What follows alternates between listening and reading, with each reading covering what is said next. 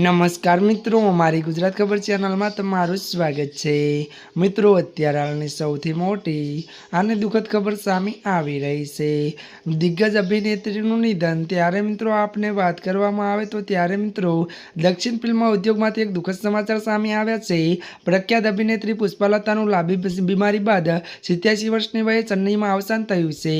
5 દાયકાથી વધુ તેમની શાનદાર કારકિર્દીમાં પુષ્પલતાએ તમિલ, તેલુગુ, મલયાલમ અને કન્નડ ભાષામાં વધુ ફિલ્મોમાં અભિનય કર્યો છે। માતાની ભૂમિકા માટે તેને દર્શકો તરફથી ત્યારે ઘણો પ્રેમ અને આદર પણ મળ્યો હતો। જો કે વધુ વાત કરીએ તો ત્યારે અભિનેત્રીના મૃત્યુના સમાચારથી ઉદ્યોગના સેલિબ્રિટીમાં શોકનો માહોલ છવાઈ ગયો છે।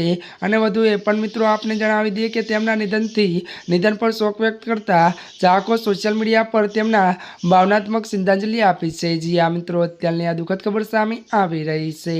ત્યારે મિત્રો આજના માટે આટલું જ। અમારી ચેનલમાં નવા હોય તો અમારી ચેનલને લાઇક, શેર અને સબસ્ક્રાઈબ કરી દેજો। ધન્યવાદ।